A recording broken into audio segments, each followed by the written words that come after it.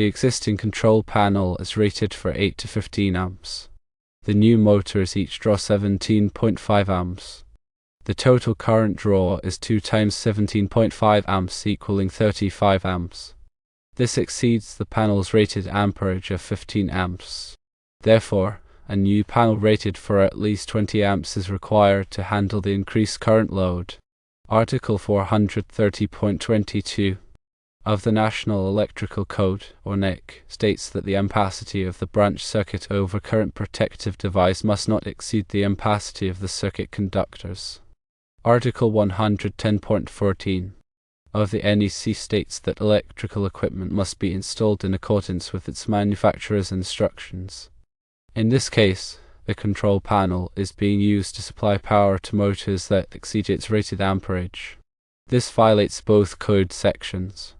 Using an undersized panel and overcurrent protective device can lead to various hazards, including overheated wires and electrical components, fires, damage to equipment, electrical shock, and loss of power.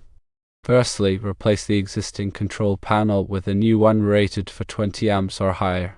Secondly, install overcurrent protective devices, fuses or circuit breakers in accordance with the motor manufacturer specifications. Thirdly, have the electrical system inspected and approved by a qualified electrician to ensure compliance with all applicable codes.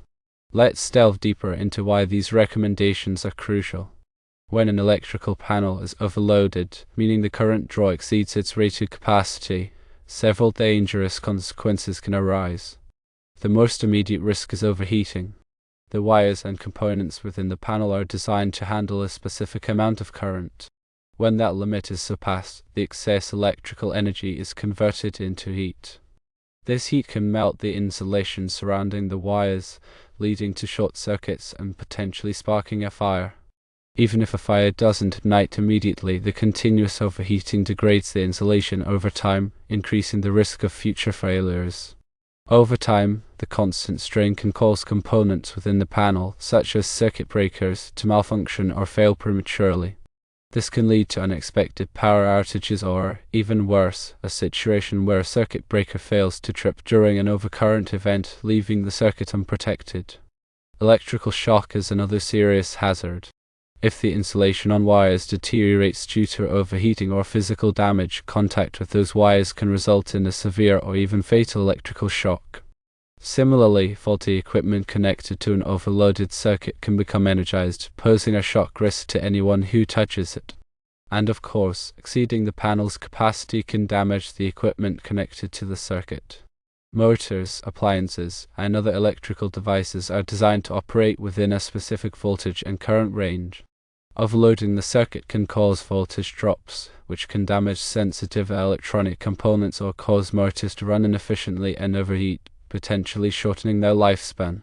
Replacing the existing control panel with one that's rated for 20 amps or higher is the most fundamental step. This ensures that the panel has sufficient capacity to handle the combined current draw of the two 17.5 amp motors, plus any additional load in the circuit. The new panel should be installed by a qualified electrician who can properly size the conductors and connections to match the panel's rating. Installing overcurrent protective devices, such as fuses or circuit breakers, is essential for protecting the circuit and equipment from overcurrents and short circuits.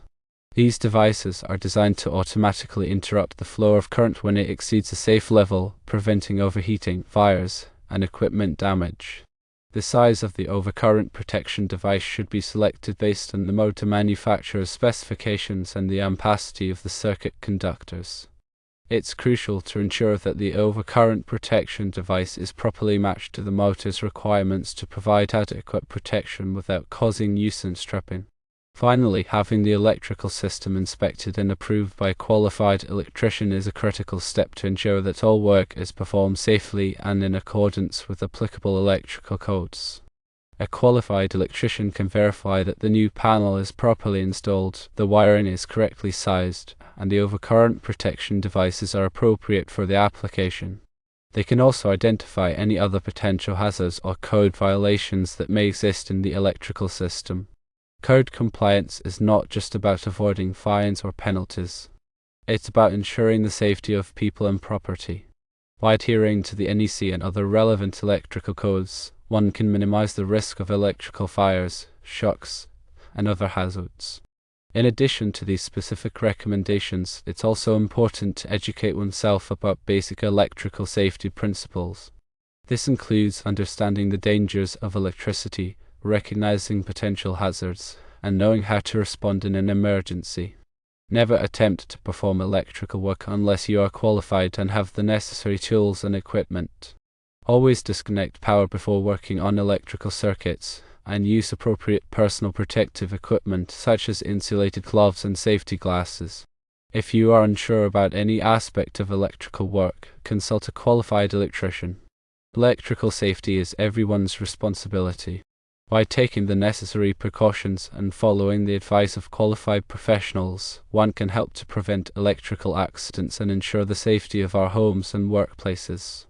It's also worth noting that the NEC is updated regularly to reflect changes in technology and best practices. Therefore, it's important for electricians and other electrical professionals to stay up to date on the latest code requirements. Continuing education courses, industry publications, and online resources can help electrical professionals stay informed and maintain their expertise. Furthermore, consider the long-term implications of electrical system modifications. While replacing the panel and adding overcurrent protection may address the immediate issue of the new sump pumps, it's important to evaluate the overall capacity of the electrical system. If there are plans to add more electrical loads in the future, it may be wise to install a larger panel and upgrade the service entrance to accommodate the increased demand. This can save time and money in the long run by avoiding the need for future upgrades. Regular maintenance of the electrical system is also essential for ensuring its continued safety and reliability. This includes periodically inspecting the panel, circuit breakers, wiring, and other components for signs of wear, damage, or corrosion. Loose connections, frayed wires, and corroded terminals can all pose a safety hazard and should be addressed promptly. It's also recommended to have a qualified electrician perform a comprehensive electrical inspection every few years to identify any potential problems before they become serious. Remember that electricity is a powerful force that can be both beneficial and dangerous. By understanding the risks and taking appropriate precautions, one can safely harness the power of electricity to improve our lives. Always consult with qualified professionals for any electrical work and never compromise on safety. The information provided here is for general guidance only and should not be considered a substitute for professional advice. Always consult with a qualified electrician for any electrical work or concerns. It is also crucial to consult the specific manufacturer's specifications for the sump pumps and any other equipment connected to the electrical system. These specifications will provide detailed information on the required voltage, current, and overcurrent protection for the equipment. Following the manufacturer's recommendations is essential for ensuring safe and reliable operation. In addition to the NEC and manufacturer's specifications, local electrical codes and regulations may also apply. These local codes may have additional requirements or restrictions that must be followed. It's important to check with the local building department or electrical inspector to ensure compliance with all applicable codes.